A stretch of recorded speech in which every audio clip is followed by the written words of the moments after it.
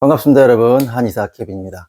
오늘은 제가 척추 모형을 가지고 목에 대해서 한번 설명을 해 보도록 할게요. 우리가 목, 어깨 아파서 고생들 많이 하죠. 어떤 분들은 승모근 이렇게 솟았다고 그래가지고 이 어깨살을 빼기 위해서 여성분들은 또 노력을 많이 하고, 그죠? 또 어깨가 늘상 곰 한 마리가 앉아 있는 것처럼 짓눌러 있다, 이런 분들도 있고요. 또 턱관절이 안 좋아가지고 늘상 목, 어깨가 피곤하고 이쪽이 불편하신 분들이 많습니다. 자, 이렇게 목 아픈 분들이 엄청나게 많은데, 제가 예전 강의 때, 구조의학 강의를 할 때 목은 목숨이다 라고 제가 강의를 했습니다. 지금도 제가 환자분들 오셨을 때 설명을 많이 하는 게, 목은 목숨이다, 왜 그런지를 이분들이 알게 됩니다. 제가 설명을 드리거든요. 기본적으로 목은 심장에서 피가 펌핑을 해서 이 목을 통해서 뇌로, 정말 우리가 뇌사가 있고 실제 죽는 게 있죠. 뇌가 기능을 다해도 사망이라고 판단을 합니다. 물론 산소 마스크를 하고 있겠지만요. 그래서 이 뇌, 우리 신체 내에서 정말 중요한 장기가 들어있는 이 뇌도 뇌세포라고 하죠. 뇌세포도 역시 피해를 받아 먹어야 돼요. 그런데 심장에서 이 목을 통해서 뇌로 피가 갑니다. 뇌세포가 피를 받는 경로는. 그런데 이 목이 워낙 많이 다양하게 굳습니다. 여러분들, 우리가 지금 유튜브라든가 네이버 검색해보면 일자목, 거북목이라는 얘기, 라운드 숄더라는 얘기는 수도 없이 나와 있습니다. 제가 2013년도 정도에 제가 만든 용어가 지그재그 목, 목뼈가 이렇게 또는 뭐 이렇게 이런 식으로 왔다 갔다 틀어진 것을 제가 지그재그 목이라는 이름을 제가 지었어요. 제가 직접 만든 이름입니다. 그래서 일자목, 거북목, 지그재그 목, 이것이 정말 중요하다. 그리고 거기다 협착이 된 목까지 저는 이제 추가를 하고 싶어요. 협착이 된 목, 협착이 많이 됩니다. 협착이 된 목의 특징은, 우리가 뒷덜미를 이렇게 보통 만져보면요, 근육이 보통 겉에 있는 근육은 말랑말랑합니다.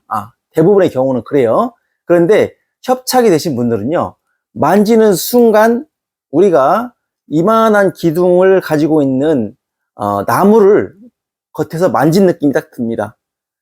이 인간의 목은 이렇게 딱 만졌을 때 말랑말랑하고 부드러움이 있어야 되잖아요. 그런 분들 딱 만지는 순간 조금만 힘을 가하면 그 부드러움이 없이 꼭 나무 껍질, 두꺼운 나무 껍질을 만지는 그런 느낌이 들 뿐만 아니라, 이 안쪽 깊이 눌러도 엄청나게 딱딱함이 느껴집니다. 그대로, 그 말 그대로 나무 토막, 나무 줄기를, 몸통을 만지는 그런 느낌이 듭니다. 그런 분들은 이 머리 무게에 의해서 협착이 돼서 이쪽이 꽉, 저는 쩔어 있다고 표현을 하거든요.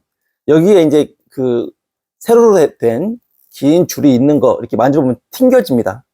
깊이 눌러서 이렇게 눌러보면 튕겨집니다. 지하철을 타고 상대편 앉아있는 사람을 제가 봤을 때 얼굴색부터 보게 되죠. 얼굴색부터 목의 형태, 이목구비 형태 보면 환자가 아닌 분이 없습니다. 사실은 내가 목, 어깨가 평소에 아프냐 안 아프냐 그걸 느끼는 사람이 있고 느끼지 못하는 사람이 있을 뿐이지, 다 보면 다 틀어져 있어요. 다 틀어져 있어. 턱이 이렇게 돌아가신 분도 있고요, 얼굴이 이렇게 높아진 분도 있고, 눈높이가 다른 분도 있습니다. 여기도 한쪽이 불룩 올라온 분이 있고 꺼져 있는 분이 있고요. 특히 이 부위도 쑥 들어간 분들이 있습니다. 자, 얼굴 비대칭이 심해지는 것도 어디가 원인이라고 그러죠, 제가? 뒷목. 네, 뒷목에서 문제가 시작을 합니다. 뒷목이 굳어지면서 이게 뒷목이라고 했을 때요, 여기죠, 이 뒷목에 근육이 이렇게 두 개가 있을 거 아니에요? 이렇게 목덜미 근육이 이렇게 있을 때가 있는데, 이것이 자 힘을 균등하게 갖고 있고 근육이 틀어져 있지 않으면, 지금 여기 설명하는 거예요. 뒷덜미. 자, 이게 지금 머리 이 부위를 자른 거고요. 자, 여기가 후두부입니다. 후두부 뒤쪽, 뒷덜미 쪽. 뒷덜미 근육이 이렇게 있을 때, 뒷덜미 근육이 균형을 이루고 있으면 우리가 이 두개골이 틀어질 일이 없습니다. 그런데 우리가 보통 오른손잡이가 많잖아요, 우리나라 사람들은. 자, 우리가 어떤 사람이 돈을 5만 원을 줘요. 너 이거 가져. 그럴 때 오른손잡이는 반드시 오른손으로 받습니다. 알겠어요? 몸을 이렇게 틀면서 오른손을 냅니다. 보통 이 손에 뭘 쥐고 있지 않는 한 왼손으로 받지 않아요. 습관적입니다. 습관적. 그래서 물건, 수박 들 때도 보통 수박이 무거우니까 오른손으로 들고 이렇게 오지, 그죠? 이쪽으로 들지 않아요. 이쪽에 들 게 없으면. 대부분 그렇습니다. 그런 식으로 몸을 이렇게 돌리면서 고개가 돌아가고, 또 이 흉추가 있는 흉추 1번 쪽에 이렇게 몸을 틀면서 몸이 들어가게 되어 있습니다. 그래서 우리가 기본적으로 목뼈 1, 2번이 이쪽으로 보통 많이 틀어져요. 오른쪽으로 많이 틀어지고, 지금 아마 화면이 반대라서 아마 다르게 보일 겁니다. 오른쪽 목 1, 2번이 보통 이쪽으로 많이 이렇게 틀어집니다. 그리고 흉추도, 이 부위도 이쪽으로 이렇게 많이 틀어집니다. 아시겠어요? 그렇게 되기 때문에 우리 몸에 변화가 오는 겁니다. 그래서 그 변화가 오게 되면은, 이 많은 추가적인 변형이 오게 돼요.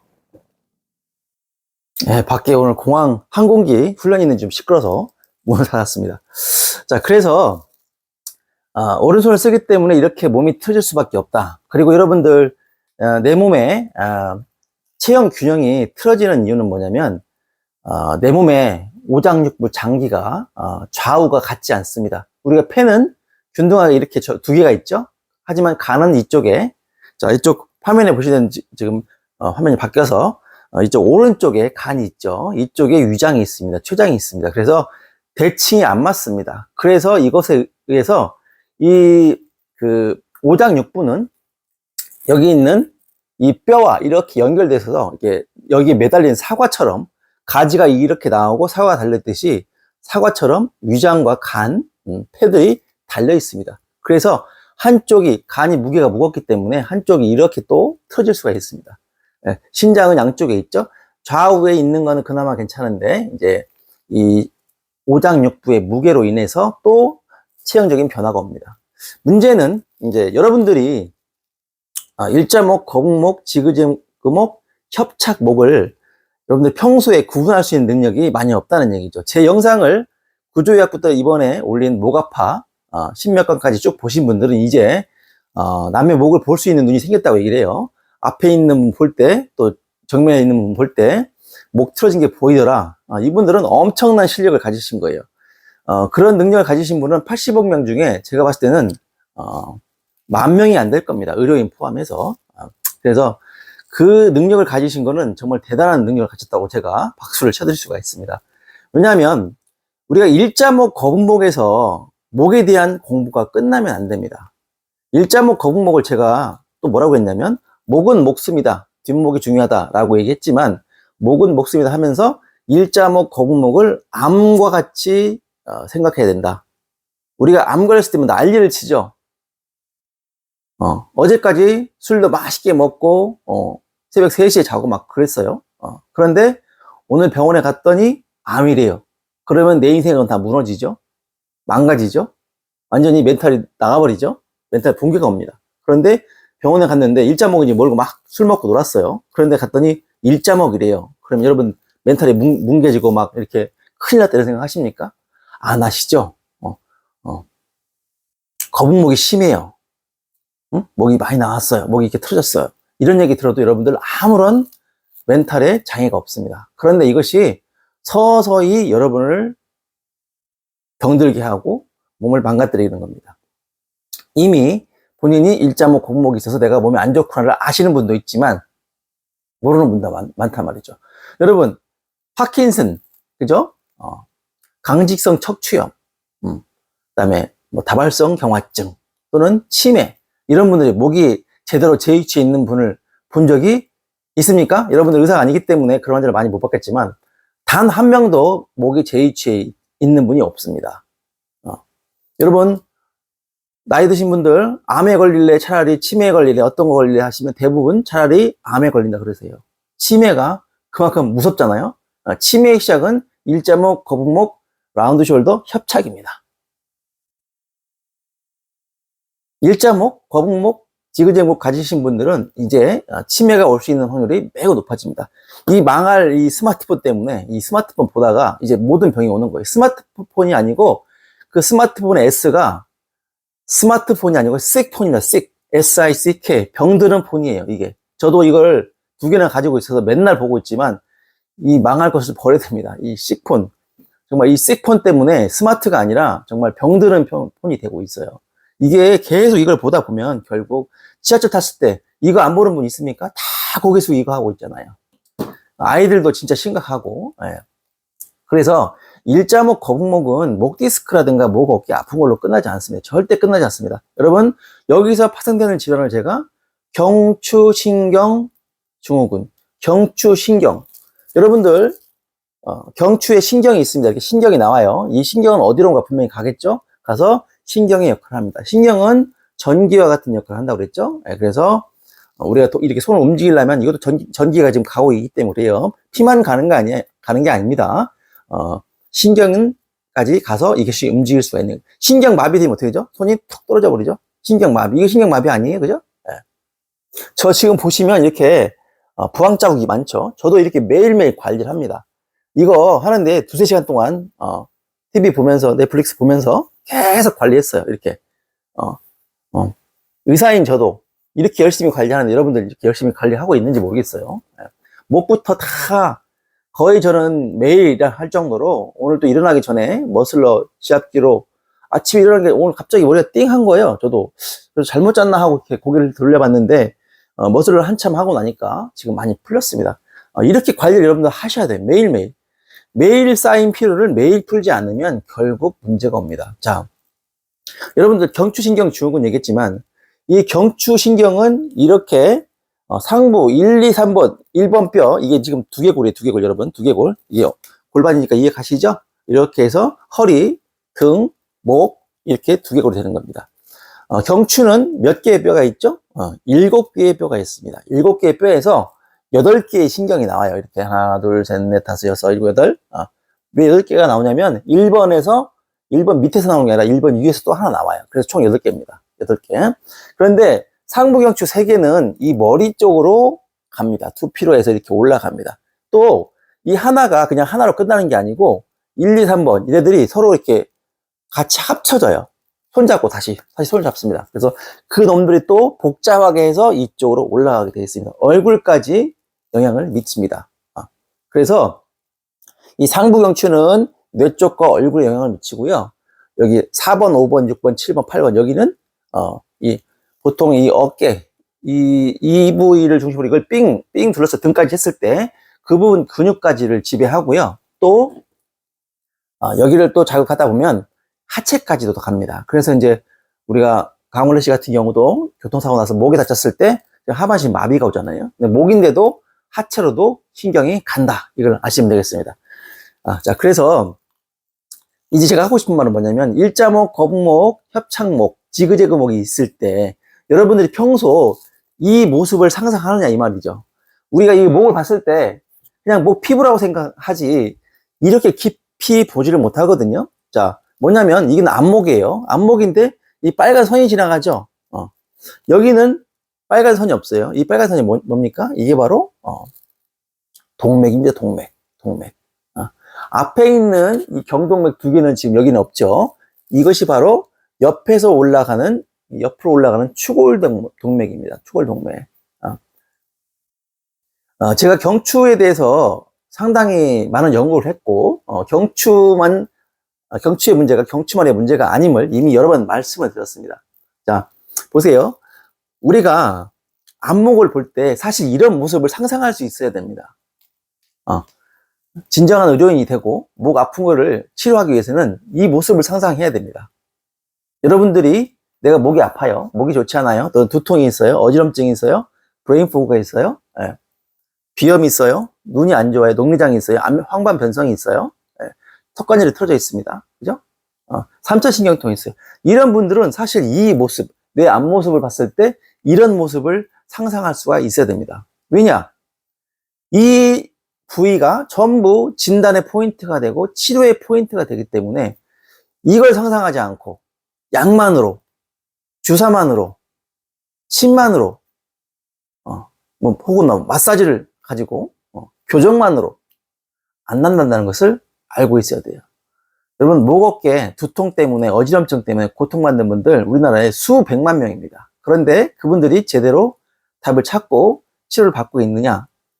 자, 지금 제가 말씀드린 일자목, 거북목, 지그재그목, 협착목, 이 네 가지에 대해서, 또 라운드 숄더에 대해서 5가지 통달하고 있지 않으면 두통, 어지럼증, 브레인포그 이런 거 정말 치료가 쉽지 않습니다. 여러분들이 병원에 다니고 한의원에 다니고 염증이 있다고 해서 주사 맞고 침 맞고 부항하고 물리치료해도 도수치료해도 잘 낫지 않는 원인이 거기에 있습니다. 이게 참 어려울 수밖에 없는 것이, 이제 우리가 이렇게 목이 이렇게 근육을 덮여 있잖아요. 그러면 이런 뼈의 모습을 잘 상상할 수가 없어요. 그리고 이 각도, 이게 이렇게 서버렸느냐, 또는 이렇게 약간 C자 커브를 이뤄서 제대로 이 머리의 무게를 잘 분산하고 있느냐, 이런 상황, 혹은 또 목이 이렇게 거북목이 되면서 앞으로 쭉 나갔느냐, 그죠?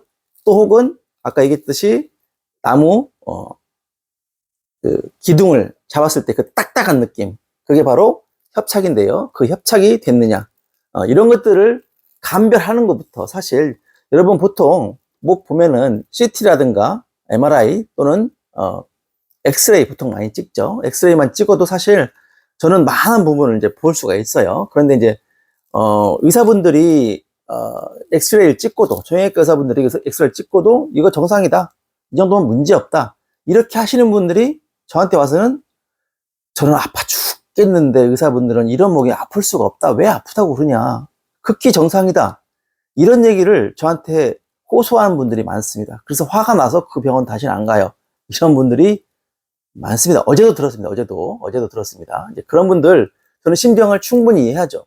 방금 얘기한 지그재그목에 대한 이해가 부족하고 일자목에 대한 이해, 거북목에 대한 이해가 부족하면 의사분이라도 이 부분이 아프신데, 환자가 아프면 아픈 거 아닙니까? 여러분, 환자가 아픈데 의사는 이거 아플 수 없는데 이러면 누가 맞는 거예요? 그렇죠? 아픈 이유를 밝혀내야죠. 왜냐면 시간을 들이고 돈을 들여서 병원에 갔기 때문에. 병원에서 그걸 못 찾아서 환자가 아픈데 못 찾겠으면 죄송합니다, 모르겠습니다, 이렇게 해야 되는 건데, 왜 당신 아파? 정신병원 가세요, 이런 얘기를 듣는단 말이죠. 그 이유는 이 목에 대한 구조에 대한 이해가 부족하기 때문이라고 저는 생각을 합니다.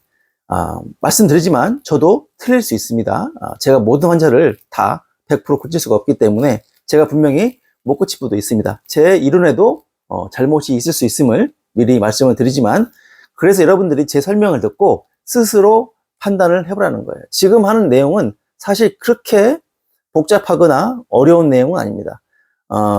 의학적 지식이 없는 사무직에 계신 분이라든가 운전을 하시는 분, 식당에서 일하시는 분들, 충분히 농사 짓는 분들, 또는 애플 다니면서 일하시는 분들, 또 학교 선생님, 누구든지 이해할 수 있을 만큼 쉽게 제가 설명을 하고 있기 때문에 판단은 여러분이 하십시오. 저도 틀릴 수가 있습니다. 그렇지만 제 20년이 넘는 임상 경험 끝에 이걸 확인해보면 이렇게 목을 분류해서 치료하는 게 맞습니다. 여러분들 목이 문제가 일자목이 있을 때 일자목으로 끝이 아니라는 걸 여러분 아셔야 돼요. 일자목이 있는 분들은 허리도 일자가 되거나, 또는 이렇게 살짝 예쁘게 전만이 돼야 되는데 뒤로 이렇게 나와버립니다. 자, 제가 드리는 건 뭐냐면, 목이 안 좋을 때 목하고 어깨만 집중하잖아요. 얼굴 쪽이라든가 머리 두통 아픈 거 이런 것만 집중하잖아요. 근데 이것이 허리 디스크도 유발한다. 이 자체가 이렇게 보세요. 뼈가 이렇게 틀어질 때, 좀 보기 좋은 등으로 할게요. 허리로 할게요. 자, 이렇게 틀어졌을 때 이 신경이 이렇게 눌립니다. 지금 여기에는 지금 근육이 빠져 있죠. 근육과 인대가 빠져 있죠. 근막도 빠져 있습니다. 그런데 이렇게 틀어지면 여기에 있는 근육이 같이 틀어지기 때문에 이 근육이 얘를 또 압박해요. 그러듯이 목도 똑같은 변화가 생깁니다. 그러니까 여기를 CT, MRI 찍고 엑스레이 찍어서 여기를 보고 틀어졌나 안 틀어졌나를 보고 여기가 이제 눌러서 아프면 여기를 뭐 침을 넣고 주사를 넣고 이렇게 하는 것뿐만 아니라 이것이 아까 얘기했죠? 눈, 코, 귀 문제, 비염이라든가 황반변성이라든가 뭐 침 삼키기가 어렵다든가 열화장애가 있다거나 이런 것들까지도 다 영향을 미치고 혀가 막 갑자기 뜨겁고 열나요. 혀가 아파요. 이런 문제, 턱관절의 문제까지 전부 영향을 미친다는 얘기죠. 목이 아픈 것에서 끝나지 않는다. 제가 그래서 경추신경 증후군, 경추신경이 아픔으로써 올 수 있는 모든 문제. 제가 그랬죠?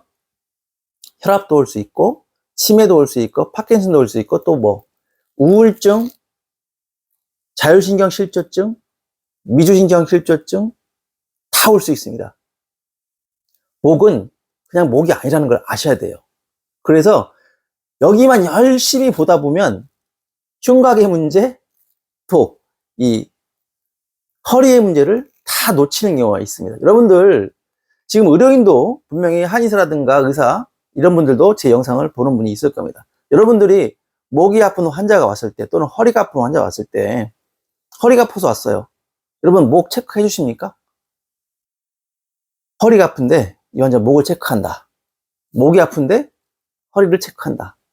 네, 그리고 그걸 치료에 응용하고 그 부분까지 치료를 해준다. 자, 이런 분이 있는지 한번 스스로 생각을 해보시기 바랍니다. 저는 반드시 그 부위를 같이 봐야 된다고 생각합니다. 일단 목이 아프면 당연히 목부터 보는 게 맞아요. 그런데 이거의 변형으로 인해서 다른 부분에 문제가 오고 허리도 문제가 오기 때문에 허리가 아플 때 허리만 자꾸 침 넣는 분 있죠? 허리만 자꾸 주사를 놓고 여기 염증이 있으니까 그죠? 염증 신경 주사를 놓고 그런데 낫지 않아요. 나는 낫지 않아. 약 기운이 있어서 침 맞은 지 며칠 안 돼서 며칠은 좋은 것 같은데 다시 금방 재발 하시는 분들은 등도 봐야 되고요. 목도 봐야 되고 엉치도 봐야 되고요. 이 고관절까지 다 봐야 됩니다. 그렇게 전체적으로 환자를 보지 않으면 반드시 미스가 생기고 실수가 나고 또 효과를 볼 수 있지만 10점 만점에 2점짜리 8점, 9점, 10점이 아니고 그렇게 문제가 나게 되어 있습니다. 여러분들도 그래서 내가 목이 아픈 지 오래됐어요. 허리가 아픈 지 오래됐어요. 등이 자꾸 담 결린 지가 오래됐어요. 자고 일어나면 금방 목이 굳어요. 이런 분들 사실 전체를 봐야 되는 겁니다. 그래서 목이 아프다, 어깨가 불편하다 할 때 목 어깨에다가 침만 넣고 또는 거기다가 주사 넣고 그 부분만 도수치료하고 이렇게 해서 좋은 결과를 볼 수가 없는 거예요. 특히 일자목, 거북목, 지그재그목, 또 협착목, 또 라운드 숄더가 있을 때 이 중에 5개 중에 가장 난이도가 높고 상태가 심한 분은 어떤 부위냐? 협착목입니다. 협착목. 나무 기둥을 딱 만졌는데 그 기둥처럼 딱 굳어 있는 분들 제법 많습니다. 상당히 많습니다.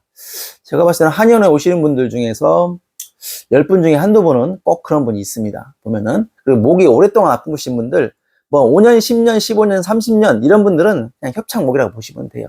그래서 딱 만지는 순간 제가 과거에 머슬러 지압기 뒷목용을 만들어서 그걸로 뒷목을 지압하면 많이 효과를 볼 수 있다고 그랬죠. 지금 머슬러 지압기는 뒷목용은 의료기기로 허가가 났기 때문에 이제 이렇게 말할 수 있을 것 같습니다.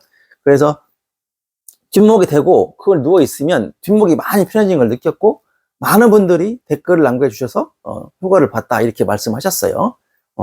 그런데 꼭 머슬러 지압기가 아니더라도 뭐 땅콩볼이라든가 뭐 여기를 지압할 수 있는 도구를 쓰면 사실 아픈 근육을 계속 지압해서 풀다 보면 그 통증이 풀리면서 좋아지기 때문에 꼭 머슬러 지압기로 해라 그 말은 절대 아닙니다. 그래서 그 부위를 해주면 좋아지는데 저한테 그런 분이 있어요. 케빈 사기꾼이다. 효과 하나도 없더라. 돈 낭비했다. 이런 분들이 있어요. 그분들이 뭐냐면 그 5가지 목 중에 협착목을 가지신 분들이에요. 지금 본인의 목 뒤를 한번 이렇게 근육을 만져보세요. 겉에 있는 근육을 이렇게 제가 하듯이 이렇게 만져보시고요. 손을 이 손 끝에 힘을 줘가지고 끝으로 여기를 꽉 눌러보세요. 꽉 눌러보면 안쪽에 있는 심부 근육은 상당히 저항이 있고 딱딱할 수 있는데 그렇지만 제 목은 이렇게 아무리 만져도 그 나무 기둥을 만드는 느낌이 안 들거든요. 그런데 지금 만져보시면 난가? 이러신 분들 분명히 있을 거예요. 협착목. 협착이 되면서 지그재그 목이 되고 거북목과 동시에 라운드 숄더가 된 분들이 대부분 그런 분들입니다. 그런 분들은 아무리 머슬러 지압기를 갖다 주고 도수치를 100번을 받아도 안 낫습니다. 그런 분들이 난이도가 높은 거예요. 대신 치료가 가능하냐 불가능하냐? 가능합니다. 얼마든지 가능합니다. 다만 일반적인 목 상태보다 훨씬 더 시간이 더 걸립니다. 두세 배 이상 걸립니다. 그리고 그분들은 반드시 우두둑 하는 교정과 함께 도침을 통해서 목을 풀어냅니다. 그냥 일반적인 침으로 하면 잘 낫지 않을 거예요. 해보셨을 겁니다. 이미 목이 아파서 평생을 고생했기 때문에 한의원도 가보고 병원도 가서 다 해보셨을 거예요. 근데 그게 잘 안 됩니다. 왜냐? 이미 구조적인 문제가 왔죠. 이게 압박돼서 눌려 있습니다만 또 좌우로 또 틀어지죠. 또 거북목이라든가 일자목이 되죠. 그 상태에서 근육이 육포화가 돼가지고 다 쩔어 있습니다. 꽉 쩔어 있습니다. 그 꽉 쩔어 있는 근육이 저처럼 이렇게 말랑말랑하거나 풀어지지 않으면 그분은 평생 고생을 할 수밖에 없습니다. 그러면 자, 우리가 평소에 상대방의 목을 보거나 뒷목을 봤을 때 이런 모습을 상상할 수 없다고 그랬죠. 저는 항상 이 모습이 상상이 됩니다. 환자를 보면. 환자가 왔을 때 뒷모습을 이렇게 의자에 앉혀놓고 제가 뒤에서 보죠. 그리고 머리를 이렇게 들어가지고 보면 좌우 목의 형태가 이미 근육 이 좌우가 하나는 볼록 올라와 있고 하나는 볼록 내려가 있습니다. 쉽게 말해서 등이 이렇게 있을 때 이게 똑같아야 되잖아요. 뒷목 여기 후두부가. 근데 하나는 쭉 올라와 있고 하나는 이게 경사지가 이렇게 틀어져 있습니다. 그래서 보호자가 있으면 보고 뒤에서 보세요. 그러면 제가 설명해주면 금방 압니다. 아, 이쪽 목은 이렇게 쑥 올라왔고 이쪽은 쑥 꺼져 있네요. 제가 최근에 목 아파 강의에 올린 케이스를 보면 뒷목이 이렇게 있어요. 동그랗게. 제가 소세지, 동그란 소세지 중간도막이라고 얘기해요. 이렇게 여기 소세지가 없어서 이 소세지라고 했을 때 이 살이 이렇게 동그랗게 돼 있잖아요. 중간도막이. 그렇게 목이 예쁘게 이렇게 돼 있어야 됩니다. 그런데 제가 최근에 올린 사진 보면 이 옆면 근육이 완전히 푹 패인 분들 있죠. 푹 패인 분들. 그런 분들은 또 골치가 많이 아픈 분들. 평생을 아픈 분들. 협착목처럼 거의 고생 강도가 비슷하고 치료 난이도가 매우 높습니다. 자, 근육은 제가 알겠죠? 신경마비가 오면 이렇게 돼서 손이 이렇게 툭 떨어진다고 그랬죠? 그러면서 이게 오래되면 근육이 살이 빠집니다. 근육이 위축이 돼요. 그것이 목 근육이 생긴 겁니다. 이렇게 단단하게 예쁘게 덩굴게 말아져 있어야 할 근육이 쏙 들어가면서 이렇게 살이 다 빠져버린 거죠. 그러면 머리 무게가 4, 5kg라고 했어요. 근데 핸드폰 보면 30kg로 늘어납니다. 이렇게 숙여서 보면 30kg로 늘어난 목을 이 가느다란 이렇게 동그랗게 있으면 얘들이 이 근육이 힘이 있게 목을 잡아주기 때문에 문제가 없는데 이렇게 쏙 들어갔잖아요. 그러면 그만큼의 시멘트가 부족해서 얘를 지탱을 못해요. 그러니까 이 근육이 해야 될 일을 못하니까 이 목뼈가 죽어나는 겁니다. 목뼈가 이 가느다란 얇은 7개의 목뼈가 그냥 고생하는 거예요. 고생. 이 등뼈까지도 그래서 같이 틀어집니다. 이런 식으로 이렇게 같이 틀어져요. 그러면 이게 치료 난이도가 엄청나게 높아져요. 왜냐하면 이 근육이 재생이 되어야 이분은 목 전체로 무게를 받아낼 수 있기 때문이죠. 여러분들 목 아프고 어깨 아프다고 그래서 병원 다니고 한의원 다니고 자, 또 안 되면 또 마사지 받고 막 도수치료 받고 그러는데 효과를 많이 못 보신 이유를 이제 조금씩 아시겠습니까? 제가 지금 설명을 쭉 했거든요. 이것을 여러분들 대부분 몰라요. 알 수가 없죠. 이렇게 설명하는 사람이 없기 때문에. 자, 거북목, 일자목, 가볍게 보지 마십시오. 엄청나게 심한 질환을 갖고 있는 겁니다. 그것이, 내 뇌하수체 문제도 일으킬 수가 있고요. 뇌하수체 문제가 오면 갑상선에 문제가 오고, 자궁난소에 문제가 오고, 생리불순도 오고, 불임도 올 수 있습니다. 그렇게까지 생각 안 해보셨죠, 여러분들? 우울증? 뇌의 문제라고요? 네, 뇌의 문제가 맞습니다. 정신과 약을 먹으면 효과를 전혀 못 보는 분들도 있지만 일정 부분 또 효과를 보시는 분도 있습니다. 뇌에 영향이 있죠. 그런데 그 뇌의 문제는 여기서 시작된 결과일 뿐입니다. 원인을 치료해야 돼요? 결과를 치료해야 돼요? 자, 쉽게 말해서 제 손이 막 저려요. 병원에 갔더니 목 디스크를 먼저 찍어 보겠죠? 병원. 한의원에 가면 맥을 보고 이제 혈액순환이 문제 있는지 먼저 체크하겠죠? 병원에 가면 보통 손이 저리다. 그러면 대부분 목 디스크를 의심하고 여기를 치료합니다. 여기를 검사하죠. 그러면 손 저리면 여기서 손을 피를 빼는 게 맞습니까? 아니면 목을 치료해서 고쳐주는 게 맞습니까? 그런 상황이라면. 그죠? 여기가 문제가 왔어도 사실은 뿌리는 여기다. 이게 원인, 이거의 원인에 의한 결과. 아시겠죠? 자, 우울증이 왔어요. 불면증이 왔어요. 공황장애가 왔어요. 브레인 포그가 왔어요. 이건 결과죠. 그 원인은 여기에 있다. 또 물론 다른 데도 많이 있습니다. 추가를 하자면. 우울증 있는 분들 이걸 모르고 다 버텨보다가 안 되면 약 먹고 약 먹으면 또 불안하니까 약 중독될까 봐 끊었다가 다시 반복하죠. 우울증 약은 자살 충동을 많이 유발시키기 때문에 또 문제가 있다는 건 여러분 많이 아실 겁니다. 그래서 대부분 안 먹으려고 하지만 너무 심하면 먹을 수밖에 없죠. 조현병도 마찬가지예요. 근데 그런 분들이 사실은 뇌 문제가 아니고 기본은 목에 있다. 여러분 우울증 있는 분들 특장에 어제도 왔었어요. 특장에 있는 아이가 몸을 이렇게 팔을 이렇게 한답니다. 그전에는 눈 시작하다가 이렇게 하다가 이렇게 왔다고 합니다. 근데 이제 그건 좀 지나가고 요즘에는 이렇게 한대요. 그래서 제가 특장애를 많이 그동안 치료해봤기 때문에, 그리고 특장애가 체형과 관련이 깊다는 걸 저는 알기 때문에 그 친구를 앉혀봤어요. 제가 영상을 찍거나 사진 찍진 않았는데 몸이 이렇게 되어 있습니다. 등도 심하게 틀어져 있고요. 골반도 심하게 틀어져 있습니다.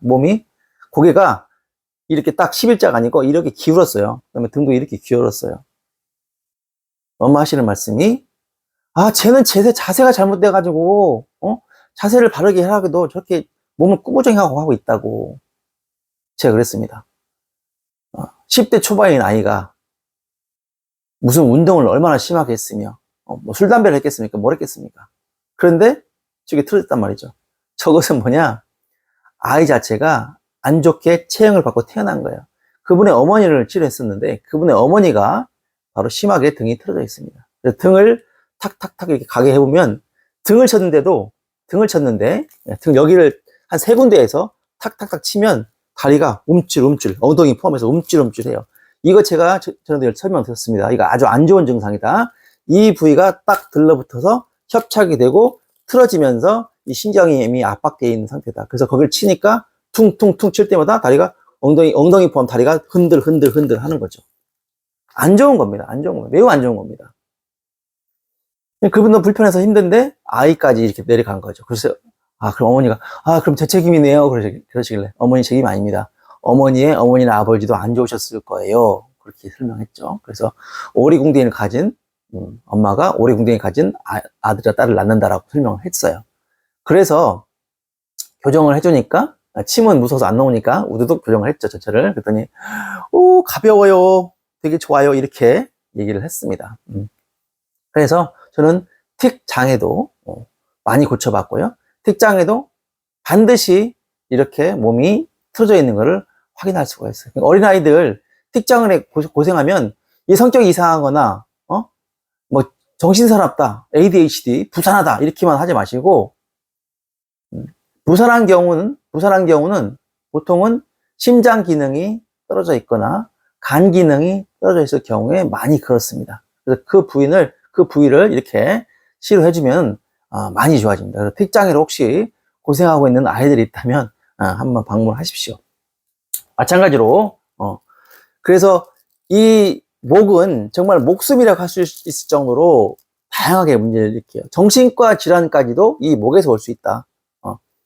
본인이 우울증일 때 CT나 엑스레이 찍어서 저한테 가져와 보시면 그게 그냥 보입니다. 물론 없어도 만져보고 체형 보면 금방 알 수 있죠. 어깨가 이렇게 쏙 펴 있는 분들 있죠. 승모근이 쏙 펴 있는 분들도 이미 문제가 많은 분들입니다. 그래서 그 부분 또 치료를 해야 돼요.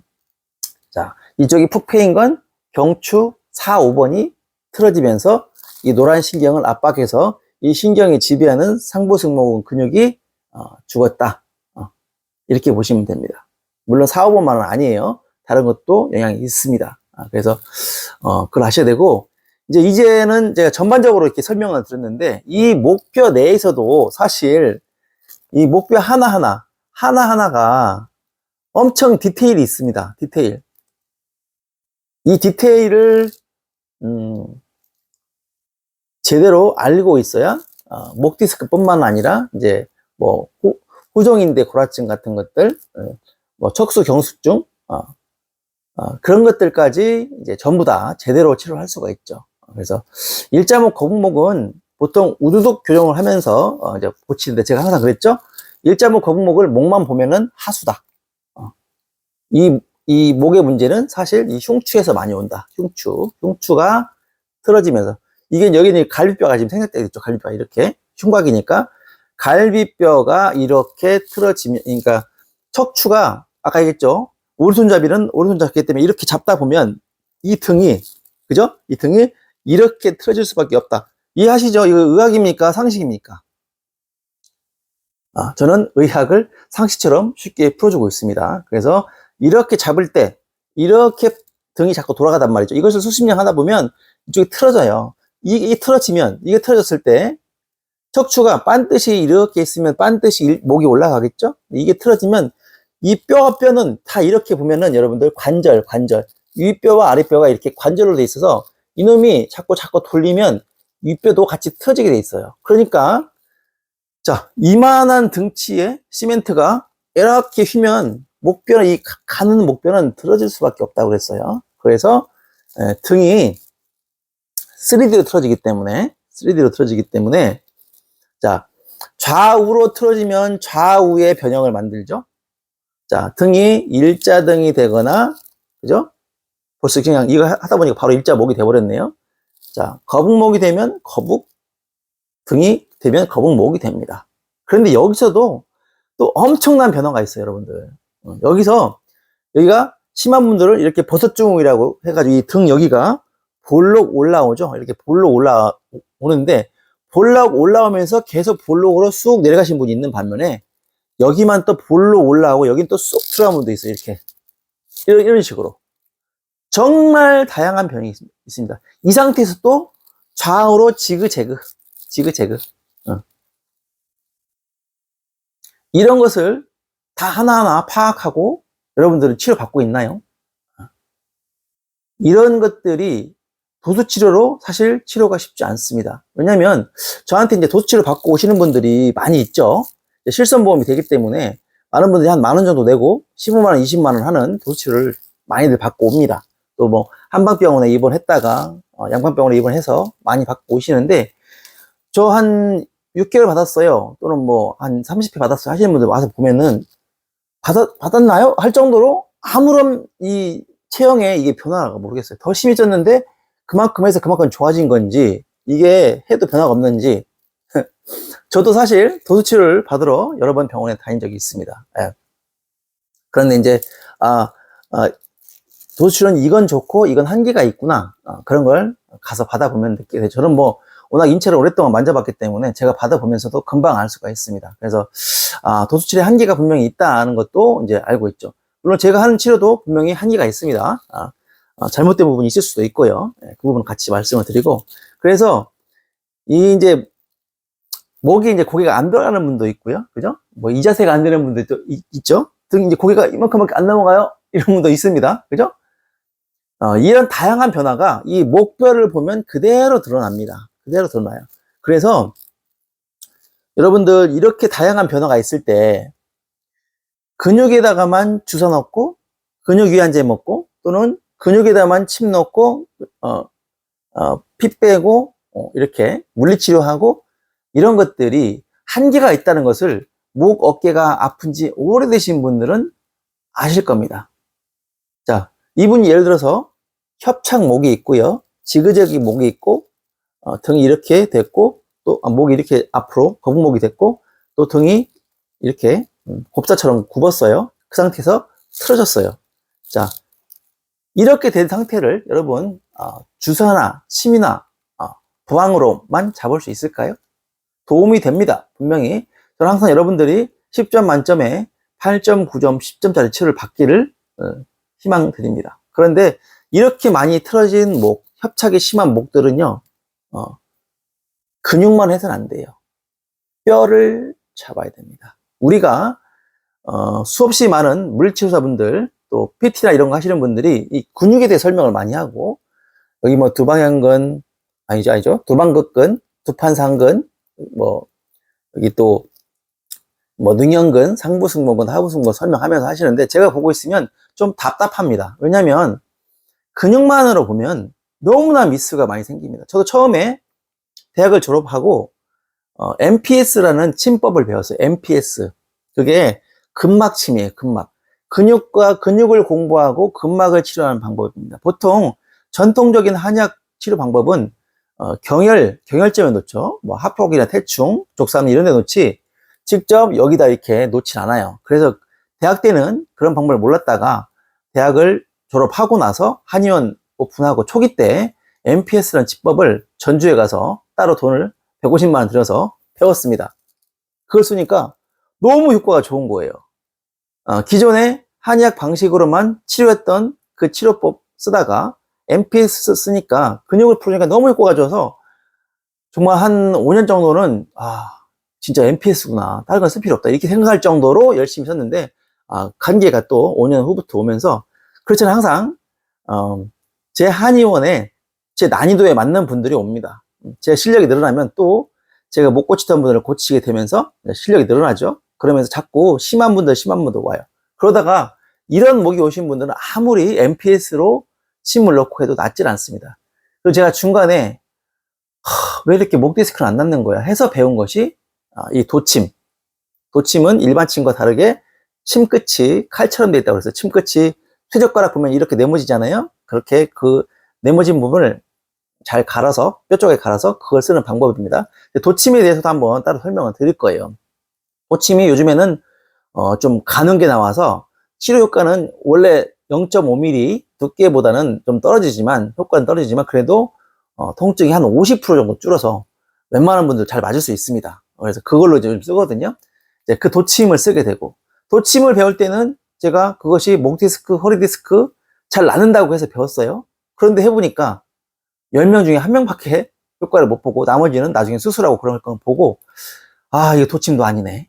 MPS, 도침, 그러다가 카이로프락틱, 추나, 교정 이런 것들을 몇천만 원을 들여서 정말 긴 시간을 통해서 꾸준히 업그레이드를 했습니다.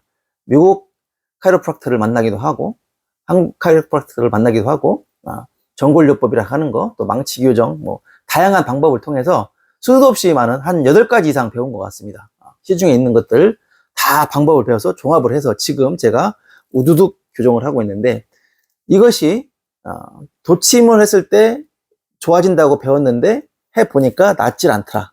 한계가 너무 뚜렷하더라. 그래서 교정을 합한 다음에 제가 목 디스크는 진짜 큰 애로사항 없이 좋은 효과를 내고 있습니다.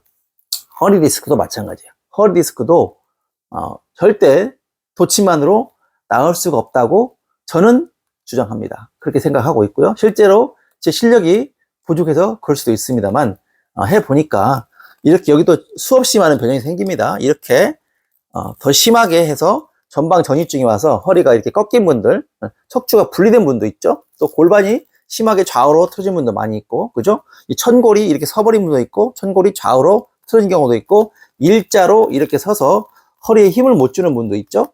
척추 후관절이 손상이 돼가지고 아침에 일어나면 뻐근해가지고 움직일 수가 없는 분들이 있어요. 디스크와 다른 증상이지만 디스크처럼 올 수가 있죠.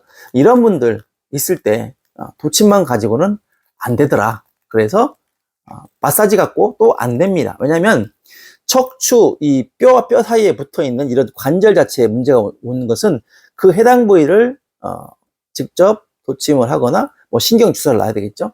근데 여러분들 이제 신경 주사 맞을 때도 보면은 염증이 있기 때문에 이제 CT나 MR을 찍어서 문제가 나온 걸 보고 확인하고 이제 하시는 거 아니겠습니까? 신경 주사도. 그런데 우리가 염증이 있다고 할 때 그것이 단순하게 이제 보통 염증이 있다고 할 때 이제 여기 신경하고 근육하고 들러붙어서 염증이 생기거나 이 척추관 내에서 디스크가 압박해서 염증이 생겼을 때 신경 주사를 놓죠. 그런데 그것도 원인이 아니고 결과입니다. 결과.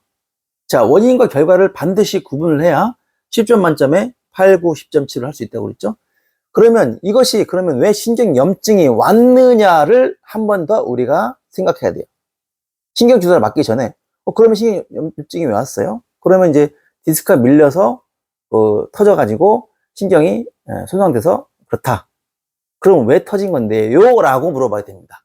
왜 터진 건데요가 바로 신경이 염증이 난 것은 결과입니다. 왜 터졌냐? 그것이 바로 이게 이제 척추가 틀어지면서 신경을 압박하고 디스크를 압박해서 터진 거죠. 그러면 뼈가 틀어져서 뼈가 원래 모양을 잃어서 이렇게 디스크가 압박돼서 터진 건데 이걸 결과로 봐야 되죠. 이것이 틀어진 것은 원인은 척추가 틀어져서 원래 모양을 잃어서 너무 이렇게 꺾이면 허리가 꺾인 사람들은 하부에 5번과 천골 1번의 압박이 제일 심해지죠. 이 압박이 균등하게 이게 분리되지 못하기 때문에 이렇게 돼야 5개가 균등하게 몸에 힘을 분산하는데 여기서 눌리는 거죠. 그래서 그 부분을 해결해야 근본적인 치료가 되는 겁니다. 그렇게 두둑두둑 하면서 이쪽 문제를 풀어주면서 척추를 바르게 해주면서 신경 주사를 맞는 것이 옳다. 그래서 여러분들이 신경 주사도 맞으면서 도수 치료도 하죠. 그런데 도수 치료는 저는 뼈를 맞추는 방식으로서는 좀 부족하다고 생각을 합니다. 제가 받아봤고 실제로 하는 걸 보면은 그렇습니다. 그래서 여러분들이 잘 이제 판단할 시간입니다. 제가 긴 시간 동안 설명을 드렸거든요. 어떤 것이 맞는지는 제가 드릴 수 있다는 거 다시 한번 설명드리고요. 여러분들이 이것도 의학적인 내용이 아니고 이 뼈를 가지고 설명했기 때문에 여러분들이 훨씬 더 직관적으로 이해하실 수 있을 거예요. 그래서 내가 어떤 분도 옆목이 또 아파요. 어떤 분은 앞목이 아파요. 우리 여러분들 목 아플 때 뒷목만 아프다고 생각하잖아요. 여기 때문에 10년 고생하는 분이 오셨어요. 지금 어제도 왔다 가셨는데 여기를 10년 고생했대요. 이게 아파가지고. 또 여기가 아파서 여기가 막 쪼이는 느낌이고 어떤 분은 여기가 또 쪼인다고 그래요. 다양한 변형이죠. 여기나 여기가 아픈 분들은 못 낫고 몇십 년씩 고생할 확률이 매우 높습니다. 왜냐? 이 부위까지를 자세히 보지 않기 때문에 그래요. 뭐냐? 제가 말했던 이 앞쪽에 이 부위는 사실 위험한 구조물이 많다고 생각을 해서 여기는 잘 치료를 안 해줘요. 내가 아무리 아프다고 해도 여기를 잘 놔주지 않습니다. 이제 좀 그나마 위험성이 덜한 신경 주사라든가 약침을 넣는데 뭐 침을 넣거나 이런 것들을 잘 하지 않죠. 그렇기 때문에 그런 분들이 십수년간 고생하면서 답을 못 찾는 겁니다. 자, 마무리 하자면은 이 척추 안에 틀어진 것이 있지 않습니까? 이 안에는 엄청난 변형이 있다는 거예요. 이것이 이렇게 휘었다 할지라도 이 휜 것 중에 또 한 놈은 또 이렇게 틀어져 있어요. 한 놈은 또 이렇게 이런 식으로 전체적으로 틀어진 가운데 또 한 놈이 틀어지고 또 중간에 또 하나 틀어지고 이런 다양한 변형을 여러분들이 제대로 알고 내 몸이 어떻게 틀어지는지 모르잖아요. 전 그래서 많은 분들 오시면 등 모습을 동영상이라든가 사진을 찍어서 보내드립니다. 보시라고. 저도 제 등을 사실 모릅니다. 사실 정확히는 몰라요. 찍어보면 알 수 있겠는데 아직 찍히질 않아가지고. 척추만을 엑스레이 찍어서는 불분명하고 엑스레이도 불분명합니다. 그래서 이 엎드렸을 때와 서 있을 때의 체형이 바뀝니다. 그래서 엎드렸을 때도 보고 또 서 있을 때도 보면 좋아요. 그래서 팔 모양도 이렇게 딱 뒤에서 찍었을 때 이게 딱 보면 이 사이가 벌어지는 것들이 이게 딱 섰을 때 다릅니다. 이렇게 틀어지기도 하고요. 등도 많이 달라지고 그것들을 완벽하게 원래 형태로 만들어야 치료가 끝나는 게 아니에요. 이 신경이 압박된 것을 풀어줄 정도만 이렇게 완전히 이렇게 틀어졌다 하더라도 이렇게 돼야 낫는 게 아니라 이렇게만 돼서 신경의 압박이 근육의 압박이 신경 누르는 걸 풀어주면 낫게 되는 겁니다. 아시겠죠? 자, 긴 시간 설명을 드렸는데 내 몸은 내 몸이지만 우리가 너무 모르고 있고 너무나 많은 변화가 있다. 그것을 바로잡기 위해서 노력을 해야 된다. 자, 의사한테 오는 건 잠깐이죠. 그래서 저한테 오셔봤자 30분 딱 치료해드립니다. 그런데 집에 돌아가는 시간이 많잖아요. 일주일에 한 번씩 저를 볼 때 나머지 일주일 동안 어떻게 할 거예요? 그래서 제가 머슬러 치닫기 같은 거 또는 이런 부항 같은 거 초음파 같은 거를 계속 셀프로 하는 거예요, 집에서. 그렇게 하실 때 특히 몸이 아프신 분, 정상인 분들도 하면 좋죠. 그런데 몸이 아프신 분들은 수십 년간 아팠다. 계속 하셔야 됩니다. 두세 시간. 나는 직장 다녀서 시간이 없어요. 그건 본인이 알아서 하시기 바랍니다. 일찍 일어나서 하시든지 늦게 하시고 주무셔야 됩니다. 그렇게 해야 됩니다. 여러분들 치료할 때만 좋아지고 유지가 안 되면 의미가 없습니다. 치료할 때 돈 많이 들잖아요. 시간도 많이 들고. 그런데 유지가 돼야 되거든요. 그래서 제가 유지를 하기 위해서 지압기도 만들고 부항기도 소개하고 초음파기도 소개하고 그랬던 거예요. 여러분, 저는 환자 편입니다. 환자분들이 진짜 아프지 않았으면 좋겠어요. 그리고 제대로 나았으면 좋겠어요. 그래서 오늘 이 영상이 완벽하지 않지만 꽤 많은 분에게 영감을 줄 것이고, 이 영상을 보신 의료인이 있다면 반드시 한의사라면 도침과 우두둑 교정을 배우셔야 됩니다. 그래야 명의의 반열에 저는 올라갈 수 있다고 생각합니다. 진짜입니다. 지금 말하는 것은 통증만 관련해서 얘기한 것 같지만 이 모든 것이, 이 부위는 특히 흉추 이 부위가 틀어지면 반드시 간이라든가 위장, 폐, 쉽게 말하면 천식, 협심증, 그죠? 위장장애, 위염, 간염, 이 모두에 관련이 있기 때문에 여기를 치료하지 않고 간염을 낳는다? 당뇨를 낳게 한다? 쉽지 않다고 봅니다. 그래서 저는 의사라면 명의가 되기 위해서는 반드시 체형 교정을 하고 체형을 바르게 하는 이 방법을 알아야 된다고 주장합니다. 제 주장은 틀릴 수도 있다는 거 다시 한번 설명드리고요. 또 물론 교정만 한다고 전체 질환을 나을 수가 없습니다. 우리가 한약을 쓰고 양약을 쓰고 하는 이유가 또 물질적 근거는 분명히 필요하기 때문에 영양도 되게 중요합니다. 아시겠죠? 이상 강의 마치도록 하겠습니다. 감사합니다.